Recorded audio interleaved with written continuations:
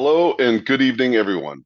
My name is Bill Miller, and on behalf of the Caneo Open Space Foundation, I want to welcome you to tonight's presentation, our second webinar of the 2025 speaker series titled Oaks in Peril with Kim Corella, a forest pathologist with CAL FIRE. Before we get started, I'd like to take a moment to acknowledge that the Caneo Valley is located on the traditional and ancestral homelands of the Chumash people who have lived here for thousands of years.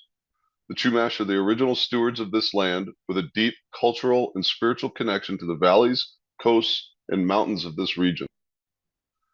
We honor the Chumash communities, past, present, and emerging, and express our gratitude for their enduring care of this land.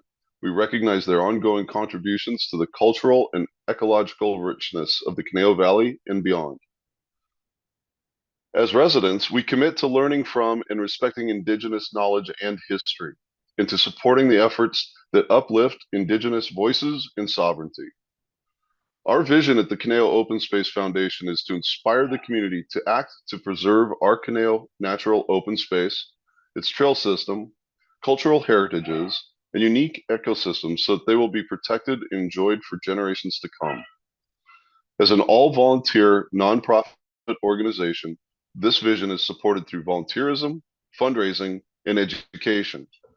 Each year, we host this speaker series to help bring interesting and informative information to all of you on topics related to our beautiful Caneo Valley.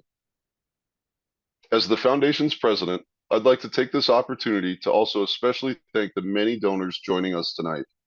Whether you contributed because of this event or are an annual donor, your contributions are making a major impact in the work we do.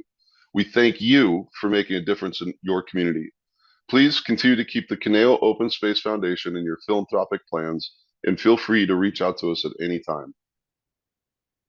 It's almost time to move on to our program tonight, but before we do, there are a few housekeeping items I'd like to cover. First, note that all attendees are muted for the duration of the presentation. The presentation will be roughly 45 minutes with an opportunity for questions afterwards. We welcome your questions submitted at any time during the presentation with the Q&A tool at the bottom of your screen. The chat function has been disabled for the event. My fellow board member, Steve Johnson, whom you heard from earlier, is with us tonight and will be moderating the Q&A for us this evening.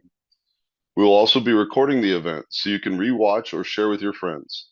It takes us about a week to get that up on our website, but you will certainly know when that happens. As mentioned, Kim Corella is our presenter tonight, so a little bit of information about her. Kim holds a Master's of Science degree from Texas A&M University in plant pathology.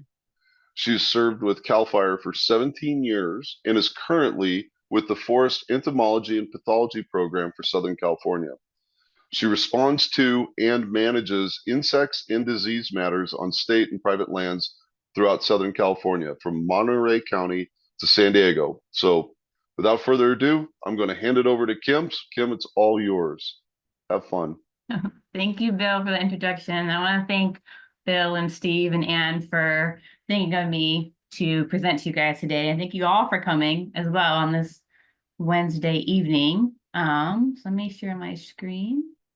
Okay, so today I'm going to talk to you about oaks and then go into the biology and spread and distribution of the invasive insect, the gold-spotted oak borer. So first I want to start off, talk how great oaks are and how they contribute to the ecosystem. Oaks are a keystone species. So what that means is that a keystone species is any organism that plays a disproportionately large role in maintaining the structure and function and biodiversity of its ecosystem. And really, whose the removal or decline of that keystone species will lead to significant damages in that ecosystem. So just because they're keystone species doesn't mean they're the most abundant or the largest species in their presence, but their presence is really crucial to overall health and stability of that community. So on the picture on the right here, it's just a smattering of creatures, insects, all sorts of life that rely on oaks for their survival. So oaks, a little bit about oaks, just to know how important they are. We all know how great they are walking through the woods and how beautiful they are, but they support more life forms than any other North American tree genus. The acorns are used for many vertebrate species, and they're really vital food source and tradition for the Native American tribes. Oak leaves provide a lot of food source for over 1,000 species of caterpillars. Insects depend on oaks to support a wide variety of the food chain, and they support butterflies and pollinators. So they support a lot of the ecosystem. Here's just more pictures. I could go on all day how many pictures there are of all the mammals, amphibians, and microorganisms that rely on oaks. They also provide shelter and nesting habitat for birds. The canopy and fallen leaves really create a good habitat for insects and amphibians and microorganisms. And even the dead parts of the oak, you have a dead branch or a hole in the middle from root rot or from heart rot. It's a good nesting spot for birds and bats. So now that I kind of went into, you guys probably already know how important oaks are, how much everybody loves them. They're one of my favorite species, tree species. So we're going to get into kind of what happens when they're not doing so well. So this is an area that has some oak mortality. So because they're a keystone species, any loss or decline of oaks can really adversely affect biodiversity. And for all the reasons that I just mentioned, loss of habitat, they're food sources for many species. They can affect sensitive riparian areas. These dead oaks, when they do die in large areas, the fuel loading is structurally altered, so that can increase the probability of wildfires and severity of wildfires, and obviously the loss of aesthetic value. When you're walking along a trail system and you see this, it's not as appealing as if these trees were alive. And I also want to mention that having a few oaks or trees die is natural. Forests are always changing. They're not stagnant. They're growing. Trees die, so the babies can grow up. So the seedlings can grow up, have that open area, so they can grow up and thrive in the middle. So there is a natural background mortality. But when you have a lot of mortality spread throughout an area, especially from an invasive insect, that is not natural mortality. So this picture here, this mortality has been caused by this insect. This is what I'm going to talk about today. It's the gold-spotted oak borer. It's actually a really pretty insect, just looking at it and not thinking about what it causes. It has the 6 gold spots. And really, entomologists just name beetles the way they are. It's gold spotted, right? It has those gold spots. It attacks oaks, and it's a wood borer. So it's easy to remember. This insect attacks healthy trees, oak trees. It is native to Southeast Arizona, not California. And there is a separate species that's native to Southern Mexico, Northern Guatemala. It's been in San Diego County probably since late 1990s. And since then, we really don't know, but a conservative estimate is that it's probably killed about 200,000 oak trees since its discovery. We discovered it. Tom Coleman discovered it in 2008. He's a forest entomologist with the U.S. Forest Service. So this is a distribution of the gold-spotted oak borer. So you can see my pointer, but this is the distribution in the beginning in California. This is where it's native in Southeast Arizona, and then it's in Baja, Mexico, and Guatemala. So I'm showing this slide because the pink is all the oak species, just the range. And so just to point out that it's not a range expansion into California. These insects don't fly very far, and they have to cross this. So they're not going to stop and get water or have a food source. So they're not going to make it. So they're probably most likely brought over to California on firewood. And hopefully by the end of this talk, you guys will understand why that's important. But this is the current distribution of the gold-spotted oak borer. It's spread throughout Southern California. It started off in San Diego County. You can see all these locations here. Pretty close together, pretty clustered, because insect doesn't spread very far. It might fly a mile or so, but all these other areas, into Riverside and San Bernardino and Orange and LA County, and now most recently Ventura County, have all been brought most likely by firewood, by human mediated transport. So that's the problem we're dealing with here. So it's really concerning how far this insect can spread. So just go back a little bit of the mortality, what this insect can cause. It can cause a large amount of mortality when it's in an area for a long time. This is the center of the infestation in San Diego County. This is in Guatai and Descanso.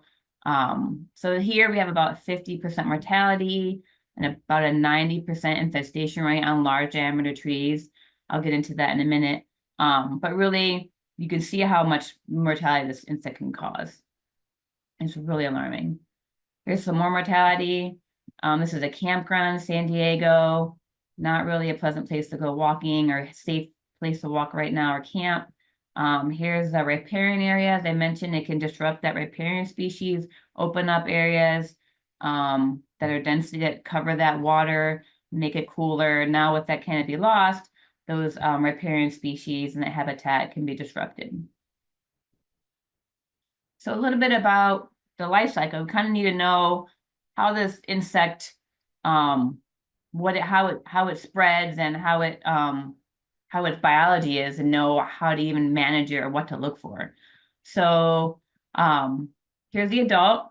Here's the adult right here. So we'll start there. These, you'll never see these in the field. I've been working on this for like 20 years. Well, not quite, but 15, 17 years. I've never seen an adult in the field.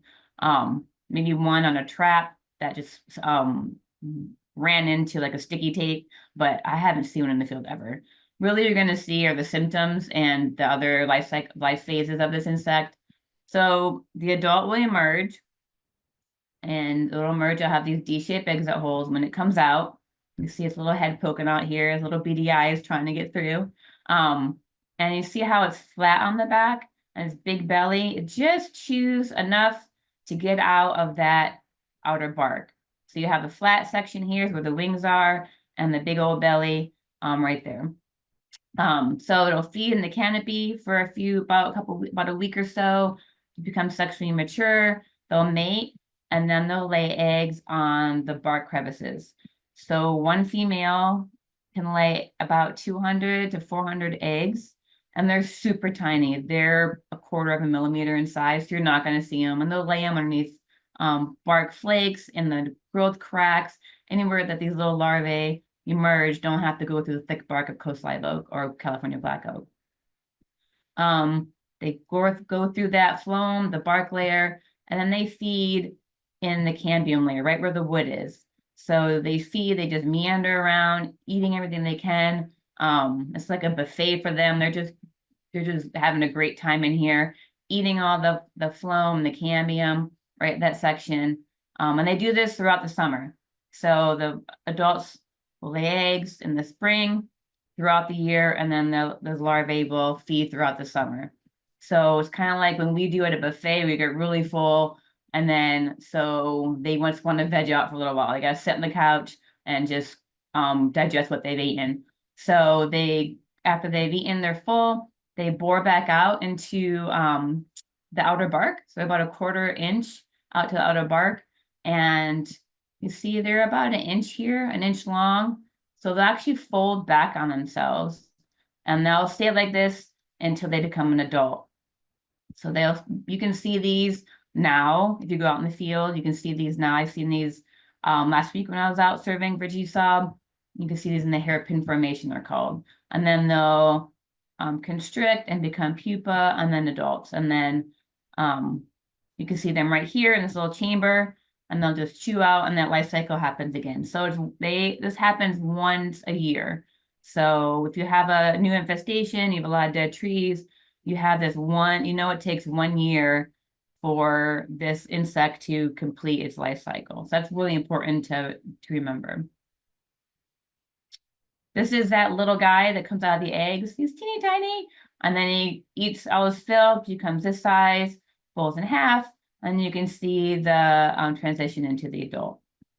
And I just wanted to show it graphically in case people have a better visual in graphic terms. So here's the adult. It flies from May to September, but now we're seeing it fly with the warmer climate mid-April to about November. So, but peak flight is about June, July, and they'll lay eggs, and then the larvae will feed pretty much all year long. And then you have pupa, and then the adult goes again. So just kind of showing that life cycle over again. All right, so what do these insects attack?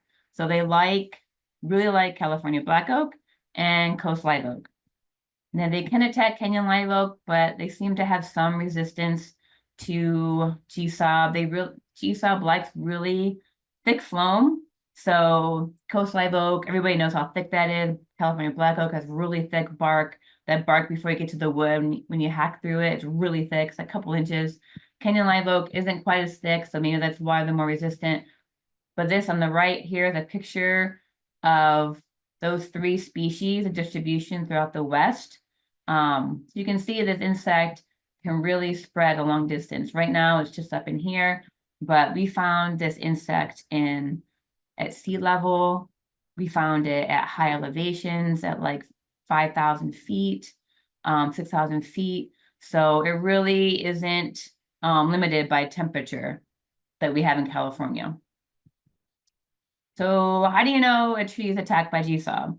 So they really like the large trees, unfortunately. The big, mature, majestic live oaks, California black oaks, they really like those, which is really unfortunate. So healthy trees have this nice green, dark green leaves. They're thick crown, thick canopy. They look great. And when GSOB attacks, they'll disrupt that cambial layer, and then you'll have the tree looking really bad. Something's going on with this tree. If you see a tree that looks thin, it's off color, it's got some tip dyed back, go up to that tree and see what's going on. This could be caused by a variety of reasons, but it also could be caused by GSOB. So it can't hurt to check it out. So you'll see thinning, and then eventually the tree will die. It takes about 5 to 7 years or so for a tree to die back from GSOB. The insect will attack, lay eggs. Those larvae will go into that cambial layer, like I showed, all those galleries, and that part will block off that water source. So the xylem that's in there that they feed on in that area is cut off. So it's like pipes going up to the roots, from the roots to the top of the tree. Those insects are just cutting off those pipes so the water can't get up to that top part of the tree. So wherever they feed on that trunk of the tree, that top part is going to die back. The tree tries to heal itself, and they'll keep attacking. So over a period of years of them attacking, the tree healed itself. The tree eventually runs out of reserves, and the insect wins. A good thing about this insect that it really attacks the lower bowl, the lower canopy, so about 10 feet and down. It can attack higher, but really in the lower bowl. So it's really easy to look for this insect. So the symptoms, remember I said, were the thin crowning, off-coloring shoot, off-coloring of the leaves. And sometimes you'll see this. You'll see a tree that just dies in the middle of summer and hanging onto their leaves. This tree didn't make it, obviously, but it's hanging onto its leaves because, 1, coast live oak don't drop their leaves, and 2, the tree died, so there's no obsidian layer to be formed, so it just hangs on to its leaves. So if you see something like this in the middle of summer, or any time for coast live oak, I would definitely look at that for GSOB. Like I said, it could be caused some other stuff, but GSOB could be the culprit. And here it was. Black oak, kind of the same thing. They like large trees. Again, look for the thin crowning. You can see smaller leaves on those black oaks because as the tree gets attacked, the tree has less reserves, less nutrients and water being uptaken to produce a really nice big leaves. So you'll have smaller leaves. And then also, again, you'll have the browning of the leaves. So with California black oak, they do lose their leaves. So the browning is because the leaves won't fall off, because naturally, when the leaves are shed in the fall, there's a obsidian layer that's formed. The leaves are just naturally released from the tree. But when the tree dies before that layer is formed, the tree holds onto it. So if you see a black oak, just like the coastline oak, with leaves hanging on like this, it's definitely a good indicator to go look and see what's going on with that tree. Even if it's just one tree in the middle of a neighborhood, go check it out, because that's how we found Ventura County, which is one tree. And I'll get into that in a little bit. Other symptoms that you'll see are staining. So this is usually in the spring when the tree is uptaking water. Because the tree is taking up water after nice rains. That's when these trees grow, is in the wintertime. So any area that's been disrupted, I'll show a picture here. You can see the galleries right here. So all that is disrupted, all that water that should be taken up is just pooling in that area and then just penetrates out to the bark. This had like a liter of water in it. I got soaked when I cut it open. You can kind of see the water pooling here, the water pooling here. It just, I got my pants were soaked. But you can see all the galleries here. They're just meandering. And here is the healthy cambium. It's that nice creamy white color. And this is the dead wood. It's dead and brown. The galleries are filled with frass, which is just insect poop. These larvae, they're just like trained. They just go through and they eat, and then stuff comes in the mouth and they poop it out the back, and they just go through their galleries. And here's that insect in that hairpin formation getting ready to emerge probably in the spring. So you can see all the damage is caused, and then it's emerging back out into that area. This just shows how much damage this insect can cause. Here's a tree that was really infested. All this black are the galleries, and then a cross section just shows where these galleries are and how all these vessels are clogged up or cut off.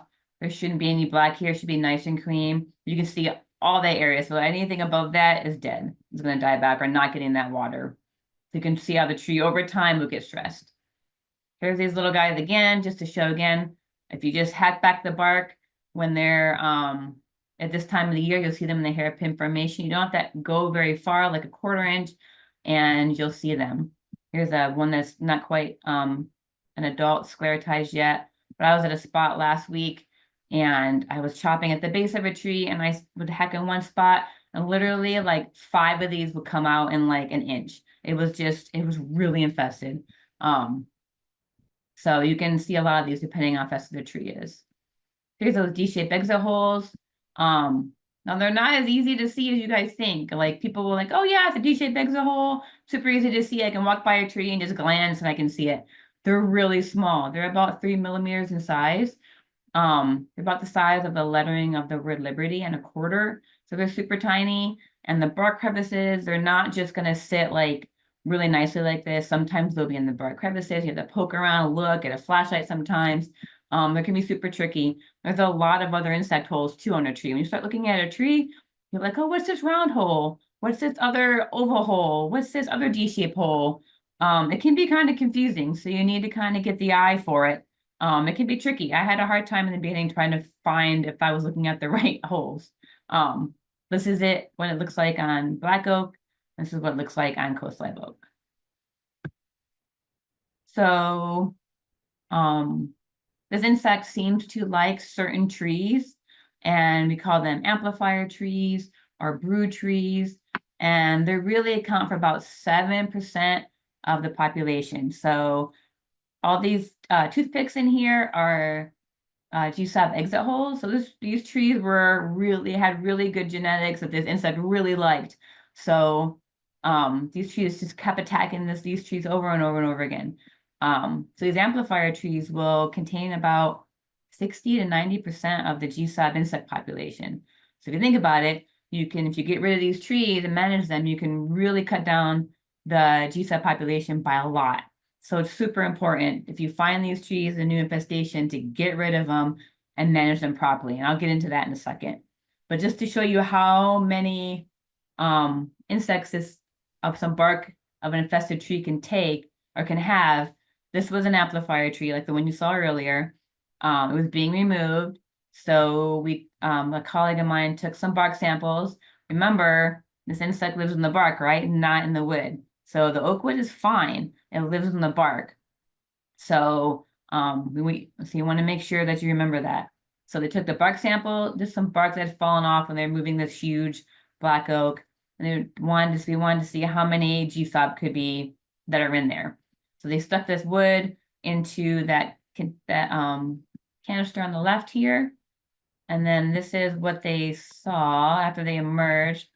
There is probably about 200 insects that emerged. So you have this 3 foot by 3 foot section, and you have 200 insects emerging. So it is really important that you want to manage your wood properly, because you just need a couple of these guys, or girl and female, to start, boy and male, to start a new infestation. So it's really important. The other symptoms you can look for are woodpecker thieving. So it's not really that reliable for GSOB, but it could be something to hone in on. Woodpeckers always flake back the bark on trees where they know there's larvae underneath there. So if you see some woodpecker feeding, check it out and see. So we know the symptoms, right? Look for GSOB. So we have thinning crown, off coloring, leaves hanging on, the bark staining, the D-shaped exit hole. If you see all that, it's probably like a 99% chance you have GSOB if the exit hole is correct size. And then if you chop into it and you see larvae, then you can confirm it. So I just want to get into how this insect spreads. I mentioned in the beginning that really the natural spread is really slow. So they can spread maybe a mile at the most, and that's if they're just like super motivated. Usually they're super lazy, they just fly to the next tree or they stay on the same tree. So they're not gonna fly very far, and they're not gonna do those long distance jumps. This is how they tell how far an insect will fly. It's like a treadmill. They attach this little metal rod to the top of it and just glue it on. This insect flies in circles for as long as it can, and then each circle counts for a distance. So it's pretty much they just fly as long as they can, and they can tell how far they can go. So they fly about a mile, but really the long distance spread is in firewood, and that's, now that you guys know, this isn't oak, but now that you know that these insects live in the bark, right? So people love oak firewood. They're really, if you have a dead tree, you don't know what it died from, you don't see those D-shaped exit holes, or don't even know about GSOB, you're just being the nice neighbor, giving it to your neighbor for home heating, or selling it. Oak firewood is really a good profit. You can make a lot of money for oak firewood. You just don't know. So that's how it spreads. And that's how these new infestations are started. So really, we don't want to move firewood at all because it spreads a lot of different species, but definitely in areas at GSOB, which is Southern California, I would not move oak firewood. So because of the oak firewood is spreading, we're constantly finding new infestations. I confirmed one last week in Laverne in LA County on the Martian Canyon Trail. That was a really bad infestation. It's probably been there for 5 or 6, maybe even more years. Ventura County was found last August, and I'll get to that in a second. San Bernardino County, we found one last year. Riverside, the list goes on. LA found another one in February last year in East Rides Canyon. This one, incidentally, was found. I was looking on iNaturalist. I was kind of had a few seconds. So I was kind of bored. I looked on iNaturalist to see if maybe someone reported GSOB, and someone actually saw an adult. I've never seen an adult, but this person saw an adult, posted it on iNaturalist. I'm like, I probably should check that out. So I went there, and sure enough, this picture is from that area. That place is severely infested by GSOB. So I really appreciate the person posting that on iNaturalist, and I was glad I was bored that day to go check it out. But this is, more importantly, this is a tree in Ventura County. That is why we're doing this talk. I would do this talk even if it wasn't in Ventura County, but this is really important. So we found this tree last August. The MRCA, one of the colleagues there was driving by, working on some land in the area, saw this one dead tree, a coast live oak with the leaves hanging on. You can see it has a thin crown, dieback. He's like, well, I'll check that tree out. He's the guy that was working on the Eastern Rice Canyon new infestation in LA County in Santa Clarita. So he was recently introduced to GSOB and decided to check this tree out. Thank goodness he did, because this tree was really infested with GSOB. It's just that one tree though. If someone didn't know it was GSOB, they would just drive by, move the tree. It would have been moved, who knows where, not treated, and then no one will be the wiser. Um, so it is in it is in Ventura, this one tree in Box Canyon. This tree was removed. I was there for the removal. It was managed properly, but it still doesn't mean the insect is not there. It still has been here. As I mentioned, it takes 4, 5, 6, 7 years for a tree to die. So it's been here for a period of years in that area. So I looked at for D-shaped exit holes. We have these cards that we can give to anybody that's interested in surveying for GSOB. They're great. They have the D-shaped exit hole punched out of it. They have the galleries, the life cycle, a measuring tool, and it's good to hold it up to what you find in the field because it's pretty darn accurate. So we confirmed it with that. And then I chopped into the outer bark. It was in August, so it was pupating. It was coming out in that hairpin formation because it happens all year, right? Depending on where that is in the life cycle. And there, sure enough, was a GSOB larvae. So just to kind of get your bearings, here is that tree in Ventura County in Box Canyon. Ventura County Ag Commissioner had put out traps, so they caught a GSOB on that trap in this area, and those traps just look like this, the purple panel traps. They're not very effective for catching GSOB. There's no lure for GSOB, so these traps are sticky. You can put an emerald ash borer lure in there, and it can be a little more attractive, but it's not really that more attractive. So we put it in an infested area. These insects are just flying, they just run into it and stick to it. So that's kind of how you know you have GSOB in the area, but it's not a good indicator of the population or really where the GSOB is. You know it's in that area, but you're not really sure where. Surveying is the best idea, the best way to look for this insect. But we surveyed that area, couldn't find anything, didn't understand how that trap had gotten GSOB when the known location is right here in Box Canyon. But there's a new infestation found on a private ranch about a mile away. So there's probably more GSOB infested here. We just haven't located it yet. And just to show where the Conejo Open Space Conservation Agency is located right here. So it's really close, about 12 miles from this known location. And you guys have 15,000 acres covering all this whole area in here. There's beautiful trails that you guys have, like the Los Robos Trail, the Lang Ranch and Woodridge Trail system. They have a lot of oaks. That's really important. And the Santa Monica Mountains are right corridor to your land. So it's really important that we survey this area proactively, and so you guys don't get GSOB. We don't want this spreading further into the area.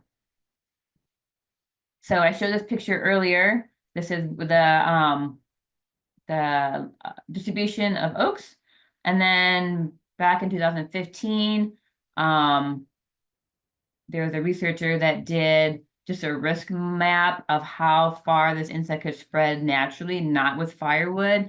And just shows the red areas are areas that are really highly susceptible to GSOB, has the right temperature, the right host type, that sort of thing. And the green is less susceptible, but obviously, if there's oaks, it'll be here. Risk models are only risk models, depending on what input you put in there, they can be not that accurate. But so my point is, this insect can spread throughout California and further. So now that you guys are thoroughly disappointed, you're probably like thinking, "Oh my God, what are we gonna do? Just tell me what to do." All right, so I'll tell you what to do. There is some hope. We can manage this. We can be proactive about this, but it does take work.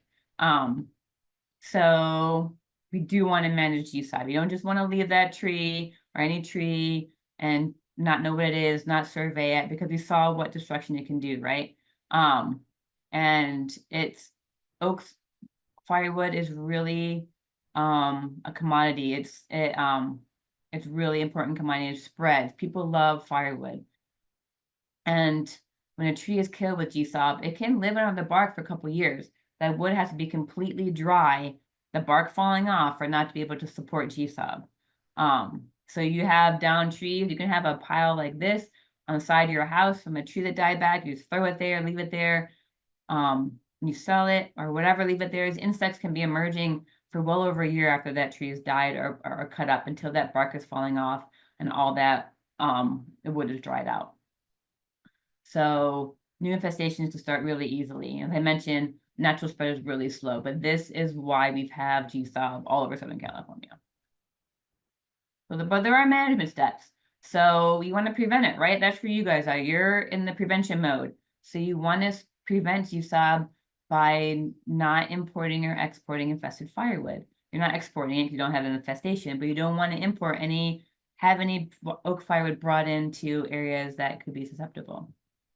You want to do education, talks like this, educate communities, neighbors, volunteer groups, anybody on the street that'll listen, talk to them, your neighbors, anybody, have them go out, talk to them about it. Even if it's just, hey, you know why that tree died?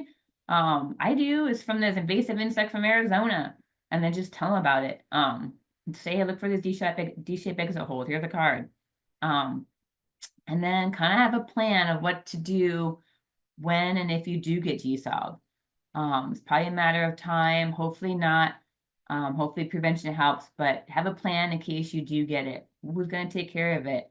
How you're going to manage the wood? Because that's a huge problem is managing the wood. And you'll see that in a second, how difficult it is. And detection and mapping, when you do have GSOB, you want to survey. Even before, survey certain areas around high-risk areas like campgrounds, anything like that. Anything will bring in firewood into the area, barbecue areas, that sort of thing. And then if you do get it, remove those amplifier trees, right? Because they contain most of the GSOB population. So you want to get rid of those. And then you can reduce that population load in the area and hopefully manage it to a manageable rate. And manage infested firewood, which I'll get into next. And then you can do some protection. There's chemical treatments you can do to protect it. And then restoration. Always plant new trees that are lost, because this insect does not attack trees that are less than about 8 inches.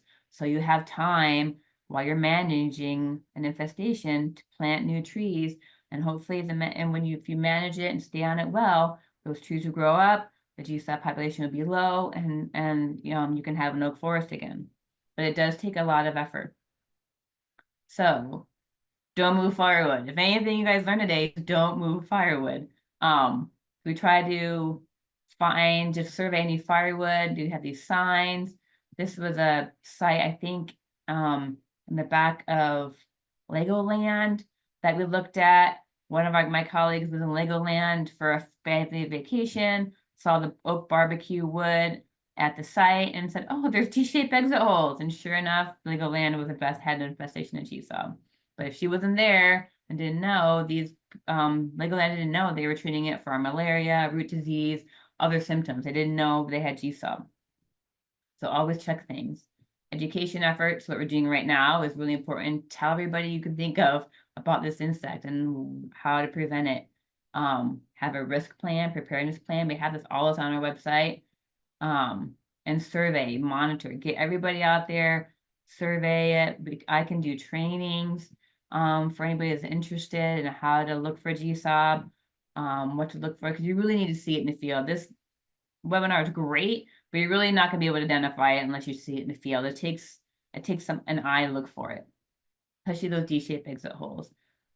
Get those D-shaped cards, and then any of you guys, volunteer citizen scientists, is what we need to get out there and look for it. Besides utility companies, fire safe councils, tree care professionals, anyone who went out there looking for GSOB. Even if just cruising around on a walk with your dogs, you walk by oak trees, check it out. If you have a nice parcel of land with the oaks, pick those areas, high-risk areas where you have houses, campgrounds, cabins, that sort of thing. Make a map of your trees and just look at them once a year. Check it out in the wintertime when it's cool. If you have to go out when it's hot, check it out. Mark the trees, what it looks like, that sort of thing. Then we have an idea. You have the baseline to go on. And that way you're looking at your trees. Remove these amplifier trees I talked about earlier. There's those guys again. I like showing these insects. Again, removing amplifier trees. Some of this was in a tree in Idlewild, and it was a huge California black oak. It was really heartbreaking to remove this tree. It was at least a 35-inch tree, and it was just hammered with GSOB. It was, yeah, it was dead and didn't know it. So unfortunately, we had to remove it. But so how do you manage firewood? How do you manage infested wood? So this is in San Diego. I really wouldn't recommend this in other areas, but San Diego has had GSOB since the early 1990s, so it's well infested. This is a ground zero, so you can have infested wood, have it. And this guy was really organized. He had it in different sections, so the bark was falling off. This wood can be sold. This was newer wood, so this had to be kept for another year or two. So you can season it like this, have it solarized by the sun, and dry out just naturally.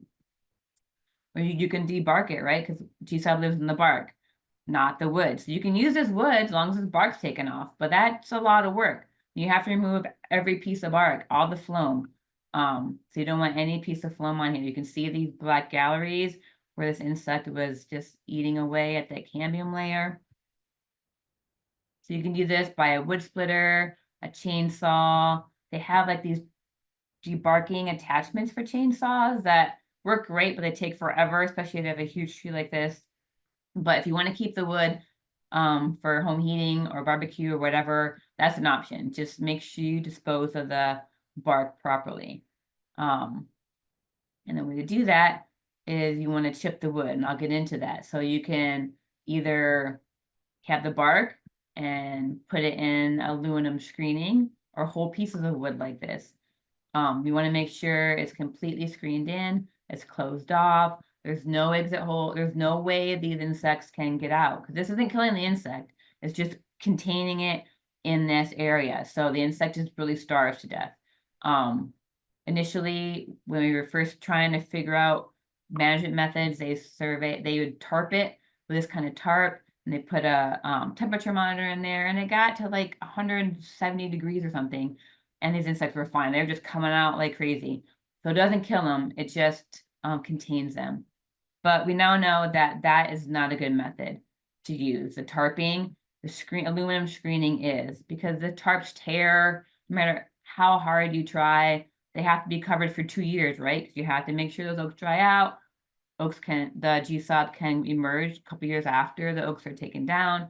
So it's really hard to make sure your tarp is on there after 2 years. You have a dog run across it, or a squirrel, or water, it can tear it. And this is thick tarp too. It's like 8 mil tarp, UV resistant. It's expensive, and it still didn't stand up. So we tried fiberglass screening. We thought that might work well, but all these insects do is have time to get out. If they can chew through bark, they can chew through aluminum screening, and that's what they did here. I mean, the fiberglass screening.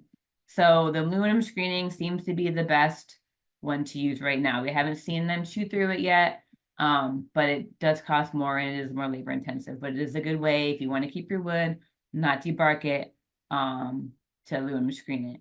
So you can do an area, it's a small wood like this, or you can be gung ho like this guy and aluminum screen your entire tree that fell down that was infested. So this will have to probably be there for a few years, but he screened his entire California black oak. So notice that the edges are buried so the insect can't get out. And he did a really good job. He really wants that wood. So you have the bark, or if you don't want to screen it or tarp it, you just want to get rid of it, you just don't want it near you, you want to grind it. So you want to grind at least the bark up, and you can grind it the whole tree if need be, and you want to grind it to 3 inches or less. So you put it through a horizontal grinder, and it has these little screens that are woods pushed through, and anything 3 inches or less can't support GSOB. They tried this with little cutouts, little clay replicas of the adult, and chipped it through a chipper, and none of them survived. So they know that this does kill the insect. So you have this nice mulch that you can put around your house. There's no insects that are going to emerge out of here, so you have mulch you can use around your garden or wherever you want to do it, around your trees. They have come up with in areas that are really infested, these self-propelled whole chippers that can do 50 trees in a day. You just got to make sure that chips can be supported in the landscape, but it's really a good tool. There are management methods you can use, or some insecticides, I mean. So you can spray some trees that can prevent these insects from attacking, but it's really not practical or economical to treat every oak tree. You really want to treat your high value trees. It's not a landscape treatment. It's more for high value trees like campgrounds, homeowner spots, that kind of thing. There are contact insecticides. These are just sprayed on the lower bark of the tree, the lower bole. So about here, they're not in the canopies. You're not spraying the leaves. You're not spraying the flowers. You spray this right before the insect emerges in April. And it's just a coating on the lower bark. And that prevents any GSOB that feeds on that bark of the eggs, or they even walk on it, they will die back. And even if that tree is lightly infested and you spray it, as they chew out, they come in contact with that insecticide and die. So you really want to treat uninfested trees or really lightly infested trees that aren't showing crown symptoms yet, don't have a lot of D-shaped exit holes, maybe less than 10. So really a minimal infestation. So this has its pros and cons. You can do systemic insecticides where you give the tree like a shot as an IV. You have you drill holes into the tree, you use these plugs, you have the chemical, and it's pushed into the tree forcibly into the xylem, where it's uptaken into throughout the tree. It covers the whole diameter of the tree and up into the leaves. The whole tree is kind of protected from the inside out. This prevents any insect from developing. Once they eat that xylem area, when they feed, they'll die back in the tree. So that's really good. This lasts about 2 years. The carbaryl spray or the contact spray needs to be done every year. But so there's pros and cons. This has making wounds. So when you take these plugs out, you have these wounds that can now be sources for canker fungi. We've seen this a lot. You treat the tree for GSOB, and then you get this canker infestation, and the tree is struggling with both things. There is a biocontrol that you can squirt in there. It's called cease. It's a bacteria, and a biocontrol bacteria that would prevent any pathogen from entering. So you can spray that in the hole. So that's a new thing we found that's really effective. It doesn't hurt the tree, doesn't kill anything else, not effective to any other insects or chemicals or any insects or mammals or that sort of thing. So again, just showing when to treat. Contact insecticide when you spray on. It says May here. I would do it April since adults are emerging earlier. And in systemic, you really want to do it when the tree's uptaking water. If you do it when the tree's dry, it's not going to take it up. It's going to sit in that xylem because the tree is not transpiring. It's not actively uptaking water. So the best uptake is the wintertime when we should have water from like November till February, even in March, depending when those rains come. And also replant. Replanting is huge. Like I said, you can replant oak trees in the same area as the GSOB infestation, as long as you're managing it well, because these trees will take years to grow to be that 8 inches in diameter or greater. And by then, if you're actively managing it, these trees should survive. That's really important. So you can find information at the website at gsob.org, and you can find a lot of information there. And there's a CalInvasive website that I try to map out all the known GSOB infestations in the area. That we know this doesn't have Ventura kind of, it's an older picture. I'm sorry about that. But that's also good to look at. And it's linked on this website. So if you go to gsob.org and you think you might have a tree that could be infested with GSOB, let me know. Let us know. You can go on the link and report suspected GSOB. You can put in information. We ask for pictures, picture of the entire tree, so you can see what the whole canopy looks like, a close-up of the leaves, so you know what species of oak it is, and then a close-up of what you're seeing on the trunk. If you see a hole, if you see staining, anything you see, and kind of put something of reference there, like a pencil tip or a pen, or something that we can see. A ruler would be great. We can kind of have an idea. If you just put a D-shaped exit hole on a picture, I have no idea how big it is. And this report will come to me. So I can look at it, check it out, and you can tell a lot from pictures. And if not, we can send somebody in the area that knows how to identify GSOB to come and look at your tree. So what is the take-home message? We can do it. We got this. So what can you do? Knowledge is key. So you want to make sure you know about GSOB, which you guys now have a good idea about the insect, how it spreads, how to manage it, and what you can do. Survey your oaks. As I mentioned, if you have a property or in a campground or looking anywhere, just look at oak trees, look at oak firewood.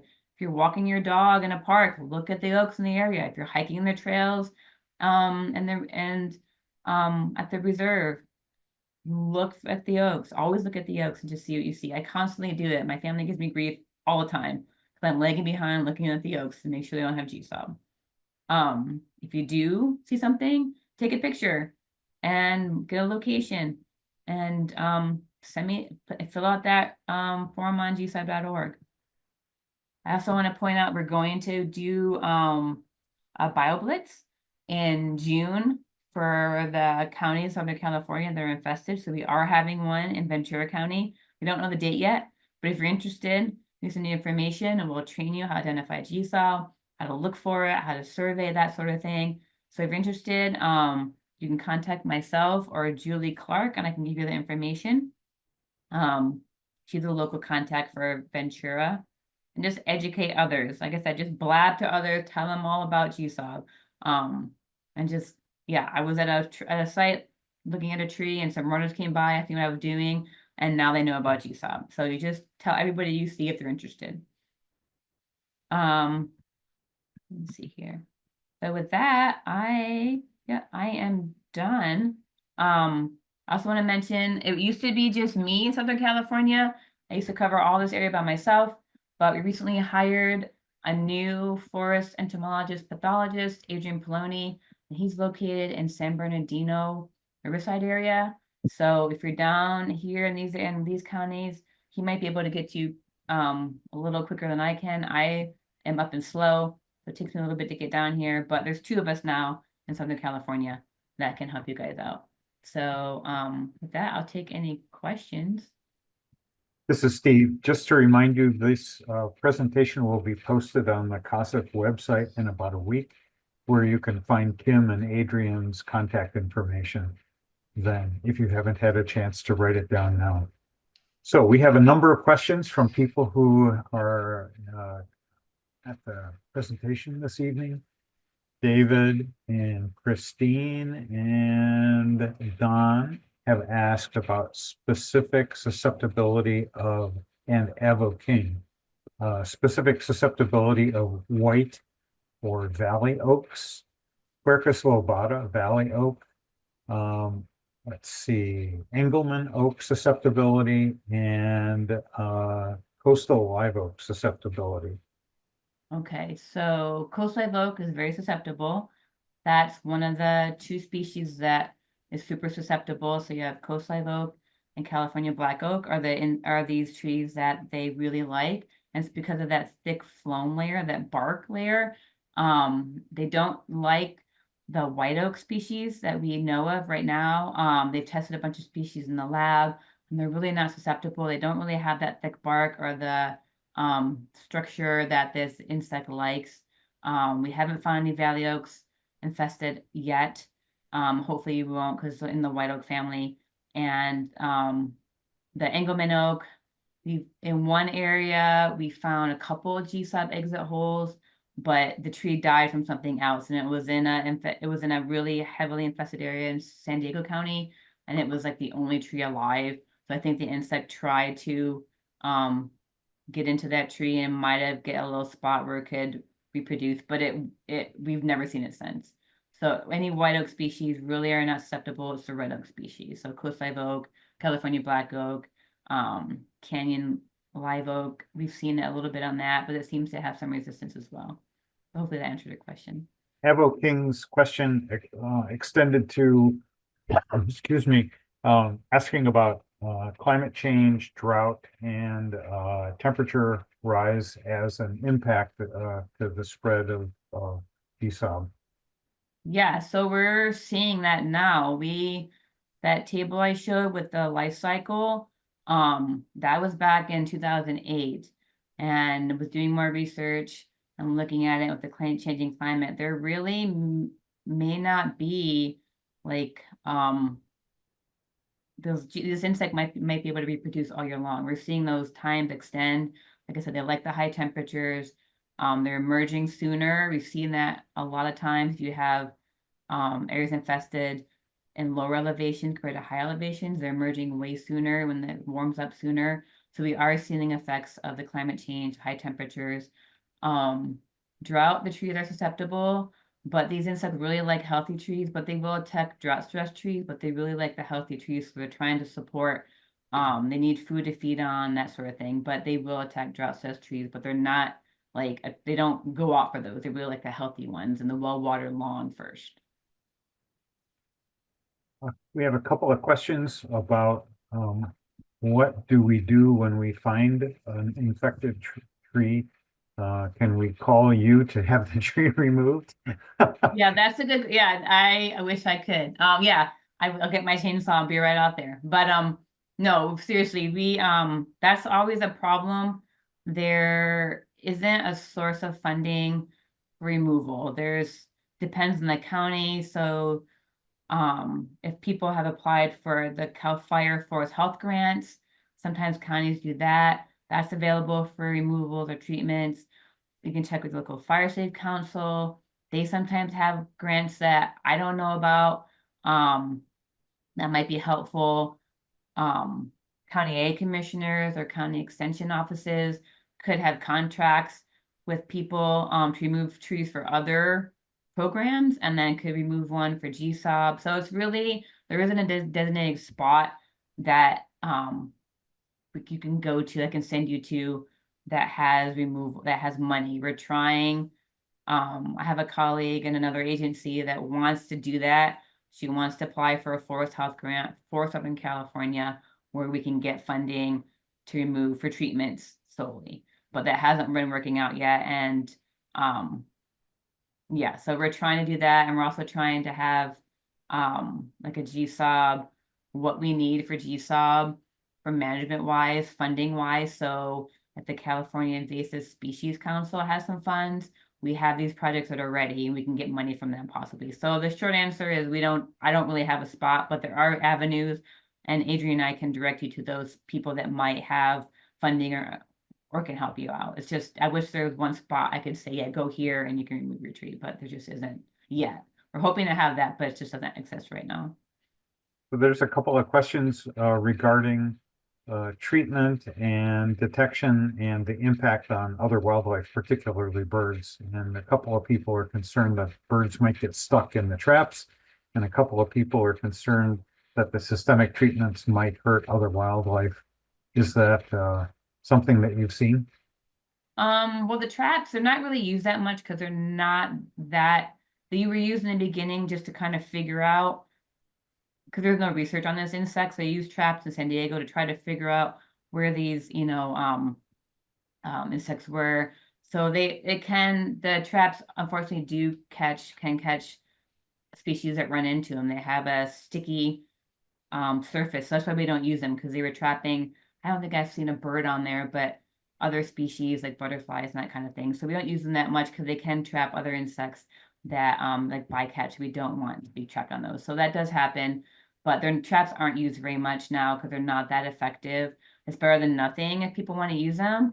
But surveying is the way. So yes, you can have other insects and small animal, birds possibly could fly into there, but get stuck. But yes, we don't use them as very much. And also they're out of production too, really. So that isn't really so too much of a problem right now. And the systemics, they're probably the better insecticide to be used if you're concerned about impacts on wildlife, because the chemicals going into the tree directly. So it's not getting out into the environment.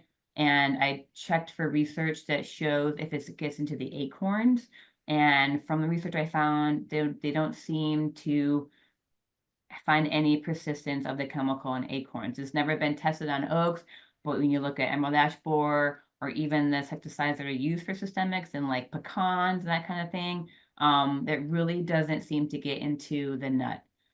So the birds should be well protected. They shouldn't have much of an impact on birds. Are there other species of oak borers around? And if we find boreholes, does that show up before the crown thinning? And can we still treat the tree after we find the boreholes?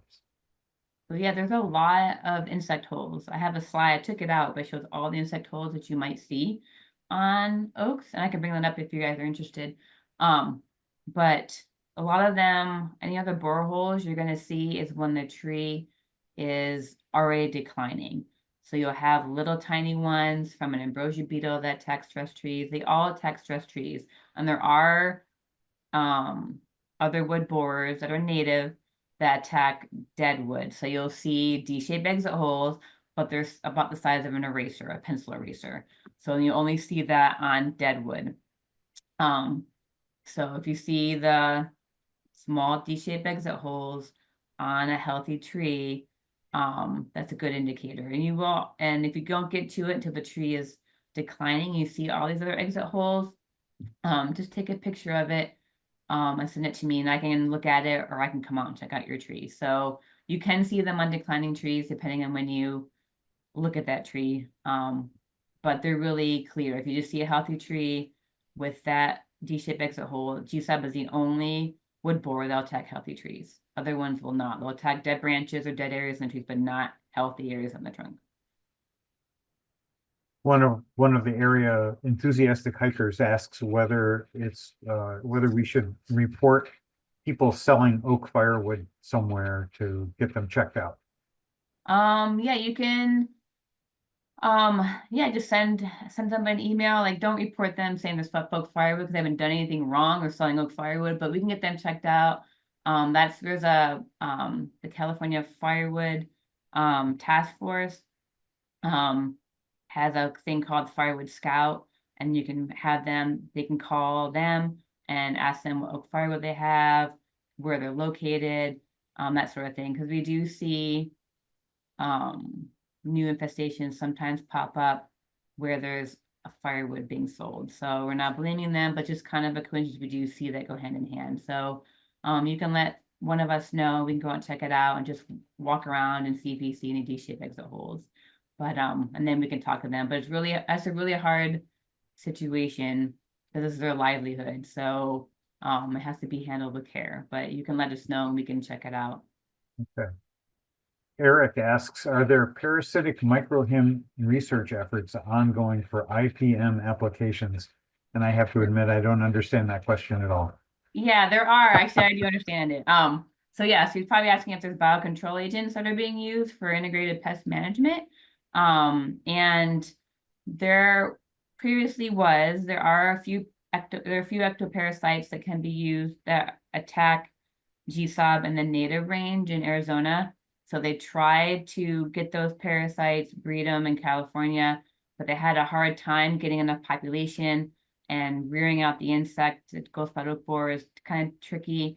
So that kind of fell off, but there's a new researcher in in San Diego. She's doing her master's on GSOB, and she has found that there are the parasitic wasps that do attack GSOB in San Diego County. So they're only around like 1% of the population compared to, I think it's like 20 or 12% in Arizona. So they're not really reducing the population, but they are here. So that is a good source. So she might start trying to reinvigorate that biocontrol method now that she knows they're here, and maybe with new methods and technologies we can rear those insect modes. But it takes a while. It'll take a good 5 or 10 years to get that going. But there are parasites in the area, so that is a good thing that they do attack the larvae and they do kill them. So it is ongoing. All right, and the last question, and this has come from Bill and from a number of the people in the audience, And I think it's a request that we'll contact you about separately, Kim, and that's to get a hold of the cards. And we have people who are out, rangers are out on the trails, people who are trail ambassadors talking to people who are out hiking and bike riding and out on horseback. And we come in contact with the people who use the trail system around here pretty frequently and would be happy to distribute those cards in the area. Yeah, that'd be great. Yeah, I can see how many we have or possibly order some, see how much funding we have. And then if anybody is interested could come to the GSOB Bio Blitz and they'll get a card there too. And I can give people cards there as well. But yeah, myself and can give you those, or Adrian and Julie Clark, she will have those as well. So I can give out that name and I can help you guys offline with that for sure. Yeah, they're really handy. I keep them in my pocket all the time. Great. Great. Well, thank you very much. You're welcome. Yes, very much. Huge thank you. That was a fabulous presentation. And thank you, Steve, for guiding us through all the thoughtful questions. And thanks to all of our attendees for the fantastic questions and your participation this evening. And of course, a huge thank you to Kim Corella. Thank you, Kim, for leading our discussion tonight and sharing your many insights with us. It's so great to have a better understanding, and these are kind of some notes I was taking during the presentation, of how we can all identify GSOB, the golden spotted oak borer. But considering that we're based in Thousand Oaks and these trees mean so much to our community, I think it's up to us to keep all of our eyes open and to help prevent this threat to our namesake. So we will definitely be pursuing the card idea and figuring out how we can help everybody reduce this threat to our area. At this point, unfortunately, our event has come to an end. I know I've got a lot of takeaways from tonight. I hope you do as well. If nothing else, I hope this webinar has armed you with the information you need to help protect these magnificent oaks. For all of our attendees tonight, get out and enjoy the Conejo Valley open spaces. Spring is springing, and while the bloom is not what it has been in recent years, there's still some amazing colors out there. You just got to look a little bit closer. And please stay on the trail. Report any damage you may find to our website under the Trail Report forums, Trail Watch Report.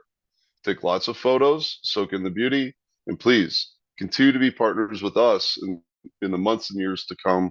Thank you for your donations, your volunteerism, and for your participation.